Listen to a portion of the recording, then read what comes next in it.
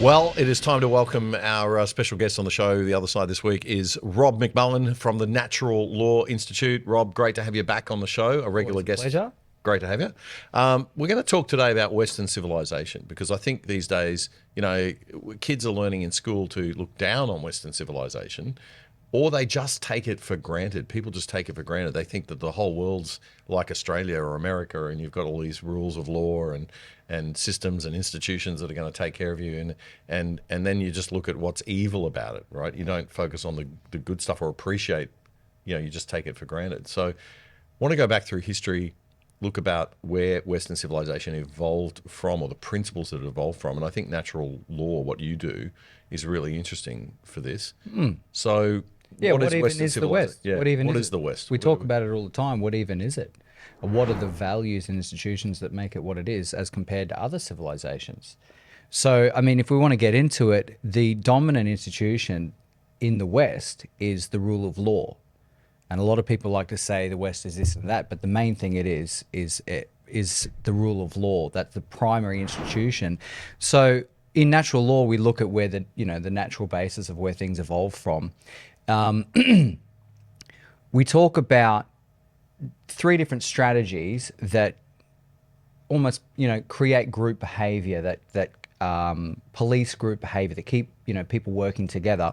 And three different ways that you can police group norms and culture and things like that. You can do it with social incentives. So if somebody is, you can include them or exclude them.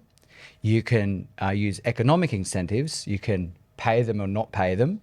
And there are physical incentives where you can defend them or aggress against them. Okay. This is what I love about natural law, because you go back to basics, right? You're going Real back basics. to reality. It's not based on somebody's theory, what popped into Karl Marx's head or something. No. It's like looking at these principles. Let's just throw up this slide you've got for us, which is the reality of group behaviour slide, and we can see that how this plays out, right? Or has played out throughout history in the different power groups. Yeah, so those three strategies of having people work together, social, economic, and physical incentives, they give birth to three institutions, which we generally call, the social incentives give rise to the church or the community. Yep. The market gives rise, the economic incentives gives rise to the market. The free market. And the aristocracy, the monarchs, the kings, the rulers have always been the domain of physical force. They defend territory or they go take territory. The thing is with the West is we've had in our history a lot of distributed groups of people and tribes and things have had to reach agreement. They've agreed to say, well, let's act towards this goal together, or mutual defense pacts or things like that. And so that agreement across distributed groups of people is what we call the market, and that's what gives rise to the rule of law. The rule of law is the rules by which we can reach agreement across different domains, different kingdoms or different tribes or different, individuals, different sovereigns. And so there's Western civilization is more advanced. I mean, we refrain from saying that, right? We have this false moral equivalency that all cultures are the same. They're actually not, and it's not wrong to think that or say that and protect your own culture. But we are a little bit more advanced, and in this sense that we've moved towards better processes for agreement rather than using force. We've taken power away from the aristocracy, the kings. We've the community social pressure is still there, but it's not the be all and end all, right? And market forces have sort of taken over. And in natural law, we try and be value neutral. So I wouldn't say better, but what we say is that when you have society that's based on rules, they can scale. And if they can scale, you can have more people cooperating. So if you've got more people cooperating, you've got more to work with, more wealth, more division of labor, just a bigger system that you can create. So you prosper more. You prosper more, yeah, exactly. More 'cause you've got rules and systems. You don't have to bring in the cops every 5 seconds. That's right. Yeah. And so all those institutions have always been in every civilization. But the point is that in every civilization, the one that is dominant, the one that comes first, sets the tone for the others. And so in other civilizations, it's the community or the church type institution that comes first, and that has flow-on effects to the others. We call it path dependency. In some others, it's the aristocracy that becomes the bureaucracy, and they're dominant. But whereas in the West, it was agreement between different sovereigns was the origin of our rule of law, and that became our primary institution. And so you see this all through our history. We've always had the church and the aristocracy and the parliament or the market. Yeah. But with one being dominant, it is set the tone for the others. And so there are very obvious times throughout history where we've actually held the church and the aristocracy accountable to the rule of law. We haven't let them just rule by decree, like make stuff up arbitrarily. And so once again, that enhances cooperation. So natural law is always back to cooperation, creates participation, and agreement creates wealth. You know, we talked about entropy in our first chat. It's ultimately capture of energy. So this is order from chaos, as Jordan Peterson might put it. That's right? another way to talk It's about the it. idea of looking at how we've created order from the chaos. Yep. We have a society that's based on rules of law rather than, and everybody's accountable to those agreements because that facilitates. And then over the years, we've had through the British system of precedent law, the constant referral back to past decisions to create the new law. So the rule of law is really, it didn't just come out of nowhere. It's very, very important for... No, just to summarize its history, back in the prehistoric to Bronze Age, you had to find agreement between clan customs and tribal norms. Then in the common law, Anglo-Germanic tribal law emerged, 500 to 1100 AD. Then the High Middle Ages, you had feudal legal order, which was a power devolution under Christian monarchy and papal constraints. Then you had the common law and the Magna Carta, where the nobles got together and said to the king, we don't want to live under your arbitrary commands. You need to be accountable to the rule of law as well. Right. So these are huge civilizational advances. But once again, if you have a rules-based society, it can scale. You can get more people cooperating. And then more people cooperating, the wealthier you are. There you are. Right. Then in the 1600s, 700s, you had parliamentary supremacy and legal formalism. So the Westminster system evolved around then. Yeah, I mean, look, we had Advanced around England had a civil war then where the parliamentarians beat the monarchs. So once again, you've got the parliament, which is really a rule of law and agreement of people, became the dominant thing over arbitrary command of the monarchs. Not that we're against, obviously, the other institutions. They're all needed. But once again, it depends on which one's the final decider, sets the tone for your civilization. Then in the Enlightenment, rationalism and scientific turn, 17 to 1800s. And then that fed into the Enlightenment thinkers, became the American thinkers, and creating the American Constitution. Right. And then the industrial expansion, 1800s to 1900s. So even the American constitutionalists referred to natural law. Yeah. So, Well, was it Locke that wrote about natural law? yeah, The original concept of natural law. I mean, it's been evolving Yep. for millennia, but All right, let's look at that definition of the rule of law. We'll just put that slide up, John, if we can.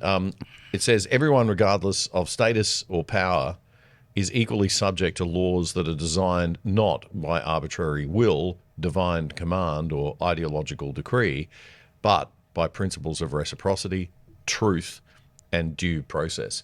So it's grounded in reality once again, right?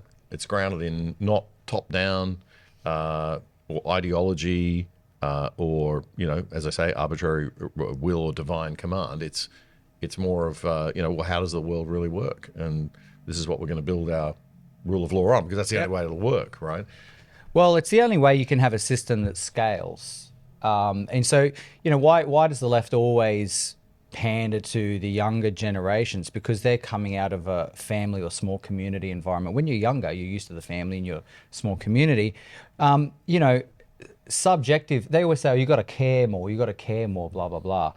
Caring and subjective decision making works well in families and small communities and things like that. It's very important at that level, but it doesn't scale to large systems. Rules are what scale to large systems. So if you want people cooperating over the scale of a nation, it's got to be based on rules, not feelings. Okay. We're going to dig into that a bit more after the break. We will be back in just a moment with Robert McMullen from the Natural Law Institute on the other side. The Other Side with Damien Coorey is Australia's best independent news commentary show, bringing you up to speed and diving deep on the issues that matter most in around an hour. so you don't miss a thing. Subscribe now to our YouTube channel at Other Side Oz by clicking the button and the bell below the picture frame. And follow us on X now at Other Side Oz. That's AUS at Other Side Oz. It's free. This is The Other Side. Joining us today on the other side for a bit of a chat is our regular Rob McMullen from the Natural Law Institute. And we're talking about the importance of Western civilization, where Western civilization came from. It isn't just something that just dropped out of the sky. It's pretty important and based on some principles that have evolved over hundreds and maybe thousands of years. Well, definitely thousands of years. So, Rob, we were talking about the rule of law and the importance of the rule of law and the importance of having agreement to enable a society to prosper and, really take care of, making sure that we don't have despotic leaders and kings, and we don't have, ruled by pirates and violence, and we're protected. We have a system and process. We've got to protect that rule of law. We're sort of seeing that play out in Los Angeles right now, I guess, a little bit, right? Because if you have that, then people can make stuff and do stuff. Yeah, that's right. You're not going to have people raiding stores and ripping off. This is the thing that people don't realize, that a lot of people look at the less economically well off, although I would question whether that's a bit of an insult to the non-violent ones, but the ones that are going in and stealing from, the local pharmacy and Target and Walmart and just walking out the door and say, oh, well, they're poor people, it doesn't matter, and that's a rich corporation. No, they're actually stealing from the workers who work for those companies. They're stealing from the community who won't have a Walmart or a Target anymore when it has to shut down because it can't make a healthy profit. It's kind of like punching yourself in the face, isn't it? It's punching yourself in the face. And, President Trump stepping in, or the authorities stepping in, or the authorities not stepping in is not a good thing, right? So Governor Newsom not doing anything about it, Trump having to step in. You've got to enforce the law. I mean, it's one thing to have a peaceful protest and protect free speech. Yeah. It's another thing to... So free speech, and this is where I get a little bit, because, you don't get the uprising, you don't get change if you don't let people speak, but it has to be non-violent, it has to be done in parliaments and things, right? So let's talk about another value that evolved in the West, the idea of truth before face. Okay. Or truth over face. Now, face means if you're offending people or they have a self-image, or their status. We have a long tradition of, in the institutions of discovery and things like that, challenging the dominant consensus, and that's how we've moved forward. Whereas, other civilizations don't necessarily have that as much. And the idea is that even if it offends people, you should have the ability to demonstrate a truth or to challenge consensus. And that way we adapt and we move forward and we find new stuff. Right. So adversarialism is good. It just can't be with Molotov cocktails and petrol bombs. It's got to be sitting down, having a conversation in a parliament. Absolutely. And trying to reach agreement. Yeah, that's the idea. So maybe we can pull up that slide. Yeah, let's have a look at the that. idea of truth before face as a definition. Telling the truth even if it offends, humiliates, or causes discomfort, because the truth is necessary for trust, cooperation, and justice, while protecting feelings at the expense of truth undermines all three. That's a bit what sort of modern identity politics, what people call cult wokeism, is the problem with that, right? Is that we're so scared of offending that we aren't being honest and open and true. Yeah, exactly. And once again, the history of this in European civilization, we had the Indo-European tribal structure. We did truthful speech under oath.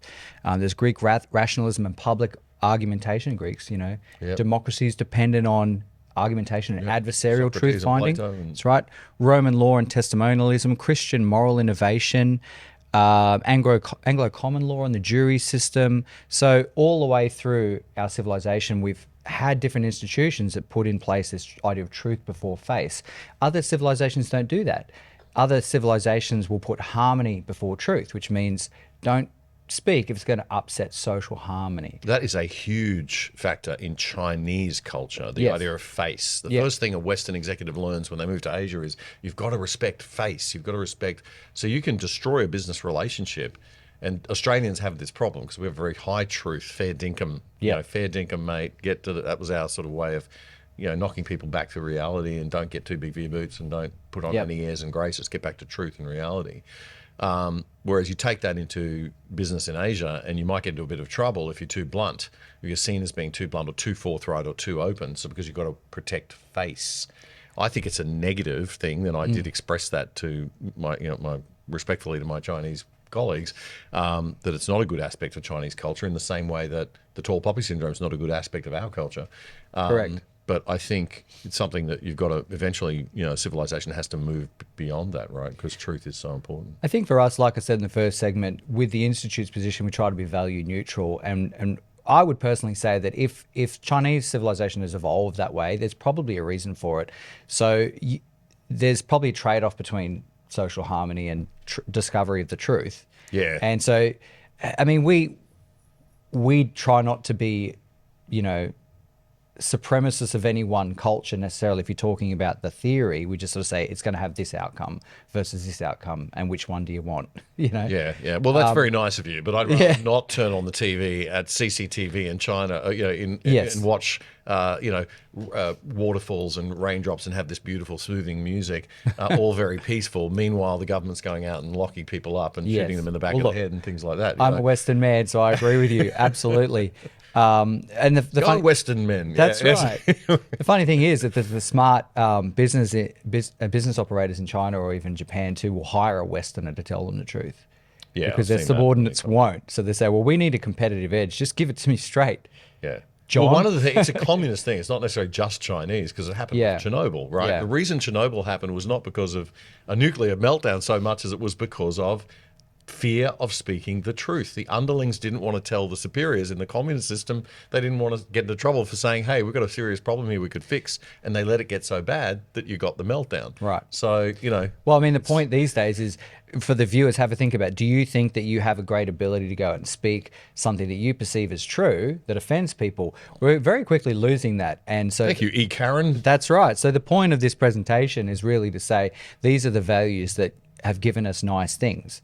And if you want to have nice things, you've got to keep doing these behaviors and values. Yeah. So testimonialism, let's put that definition up.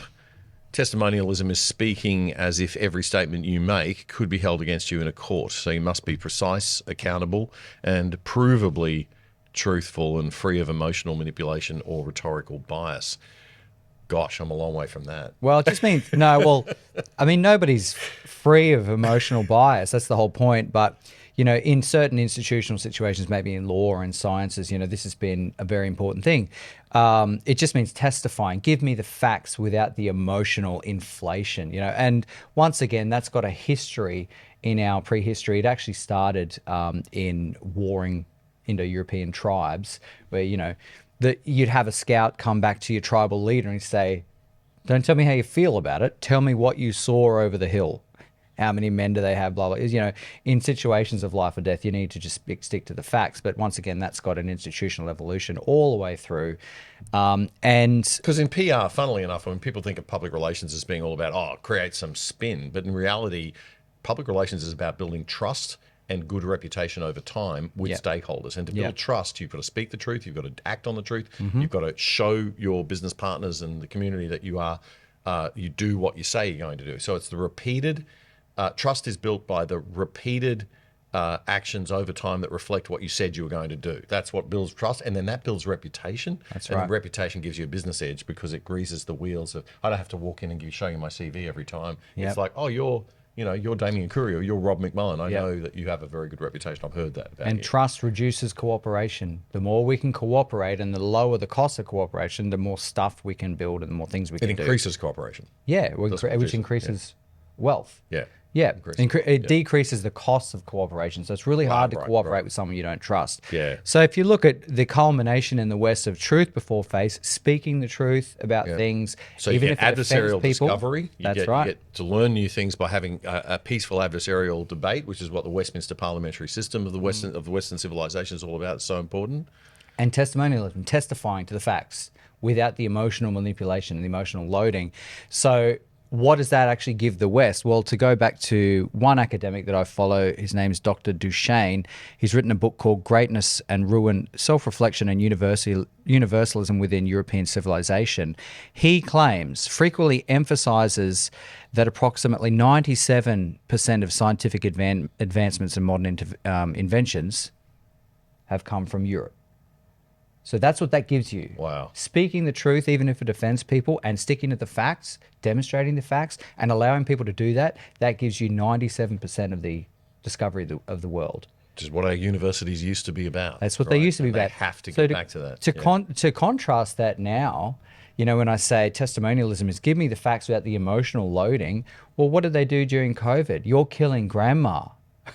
Yeah. How emotionally loaded is that? Doesn't get more emotional. So our than that. Or if institution- you don't take this shot, you are letting down the whole community. That's when in actual right. fact you weren't. It's all just emotional manipulation. But the sad thing is, we have 2,000 or even 5,000 years of institutionalizing these ideas that of stick to the facts, just give me the facts. And then now our institutions now, which should be leading the way with these values, have reverted to extreme emotional manipulation, not the facts. Which is why I cane people like Punters Politics and that Australia Institute nonsense, because that is betrayal of trust. That's spin and doctoring of information in certain ways to make it. And we're just going to erode that. We don't have a lot of resources, but we're going to do our best to erode that. Exactly. And just get the truth out there, the facts out there over, so that people can make their own minds up. We'll come back in a moment Sounds with Rob good. McMullen from the Natural Law Institute in just a moment.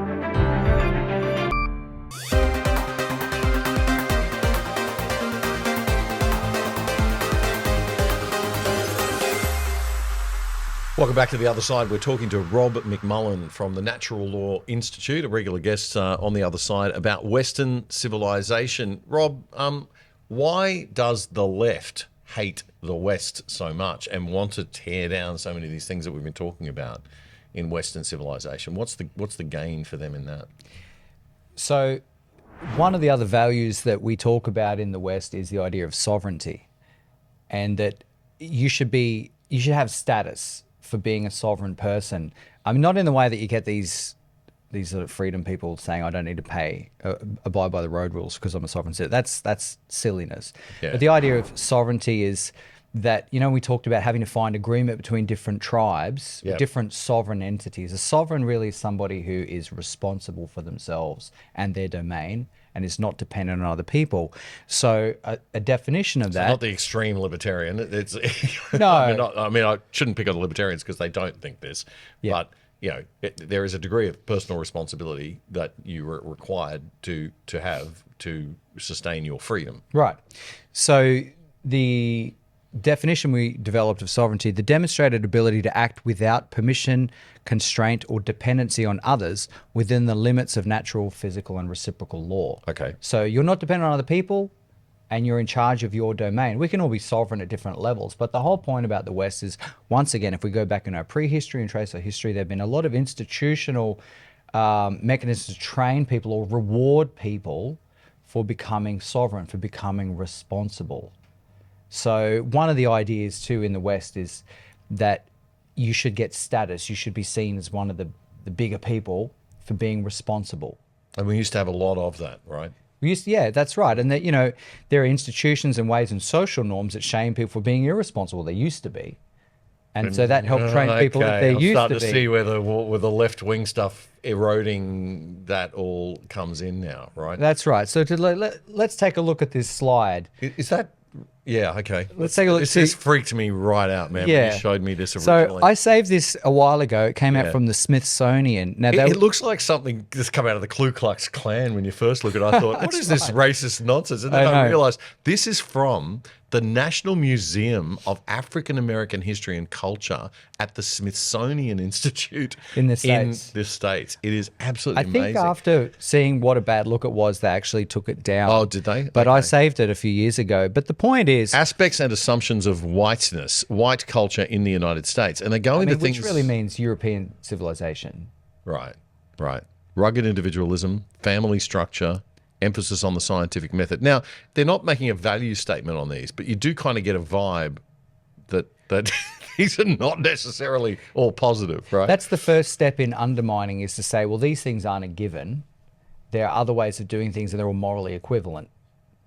right. And then the next... the great, what does Jordan Peterson call it? The I forget the postmodernist term for this of, moral equivalence. Moral everything equivalence, being yeah, but that's the first. relativism. Everything's relative. Everything's relative until they decide that actually you're bad. And then it becomes not relative anymore. Yes, so very quickly. This sort of stuff is the first step in undermining these things. But if we look at the second, can we look at the second? I love the way the first one is rugged individualism on that other one. Well, that's right. And that's the masculine aspect, right? Which I suppose we've demonized that pretty well. Let's right. chuck up the second part of this because it's one of these long info sheets.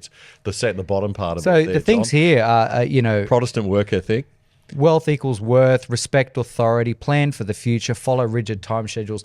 You can look at this as much as you like, your listeners and viewers can, but the point I want to make is all of these things which they are bringing attention to and insinuating that they're criticizing are all reducible to some form of responsibility.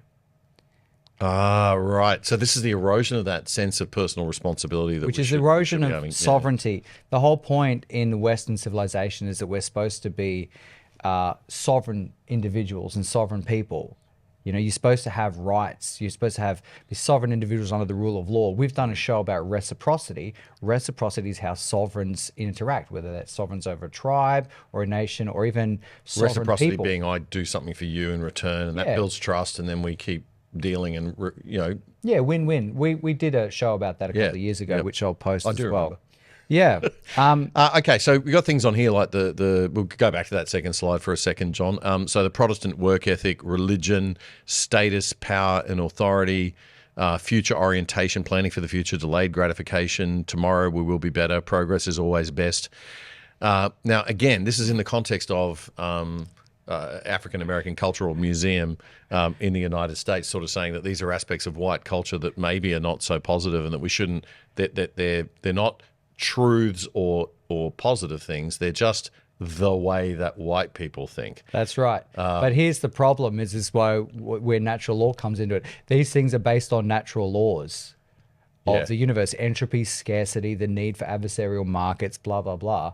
Which have evolved again yeah, over that's thousands right. of years in our civilization that you can't just wipe away and go, this is... That's right. So they do this sort of thing because our institutions used to elevate in responsibility. The left now is a war against responsibility.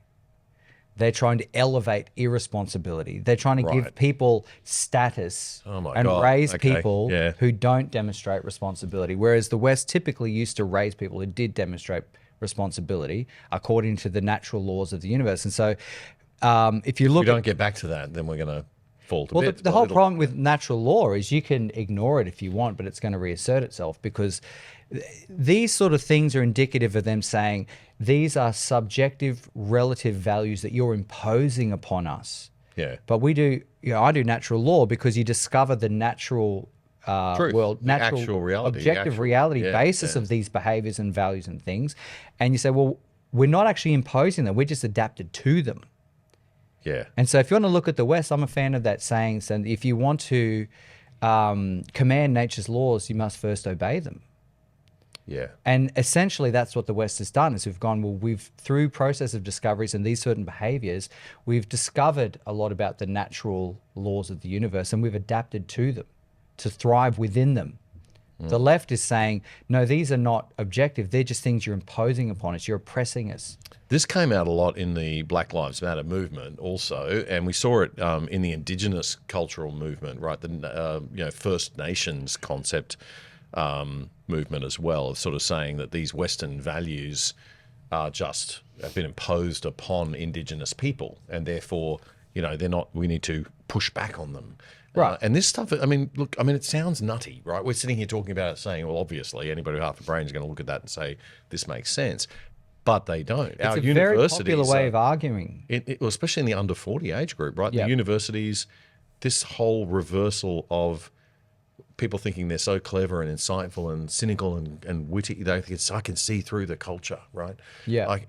That sort of mindset of I'm the clever There's academic. another way to be, man. Yeah, well, there is, but There is, but you'll pay the the way that cost we of it. are didn't come from nowhere. Exactly. The way that we are isn't some, religion being imposed or it's a guide. It's a guide to reality and to truth about, how we evolved through our And Yeah. we see that in our cultural institutions, and we can't just tear those cultural institutions down and think that they don't have any value. Exactly. So, I mean, at the end of the day, you know, going through this presentation, all I would think of is how far gone we are already. If you look at our institutions and our popular and our authoritative conversations, these things are almost non-existent, and it's a real shame. And you know, we're feeling the effects of that now. But at the end of the day, we adapted to natural laws. We adapted our behaviours and institutions to elevate people that could demonstrate responsibility. The left is a war against that. A war against us. Now, see, this is the thing. Now, I want to talk about Australian culture here for a sec, because we're particularly susceptible to this more than I think other cultures. We're younger. We don't have that vast European history. Other Western cultures. We don't have America's sort of, you know, daily reminder at school every day, the Pledge of Allegiance, or, you know, awareness of the Constitution, the political system, and where it came from. They have a much better sort of understanding of that in most of America. But Aussies tend to want to. We have this lovely rebellious streak, which is great most of the time. We have a tall poppy syndrome. We like to tear down we have this idea of, you know, not having airs and graces but we have a disrespect for institutions and tradition that's healthy to a point and unhealthy to a point. And I think we've tipped into the really unhealthy, where we're sort of looking at our institutions and losing our confidence and trust in them. We don't respect. We have a younger generation. I mean, my generation X was pretty rebellious. Even the boomers, of course, they were the original rebels, right? Now they're the demons, of course, but that was according to the young. But Only you know, if you need to buy a house. But you go back to the war generation and previous generations before the boomers, there was a lot more respect for your elders, respect for institutions, respect for parliament, for the church, for the government, for the state, and for business leaders. Most importantly, respect for the market, respect for Western civilization, the culture that we came from. We've got to get back to some of that, right? We do. I mean, the culmination of everything I've talked about, the history of natural law in the West, you know, was with the American Constitution. The founders talked a lot about natural law, and that's usually considered to be the culmination of all these things.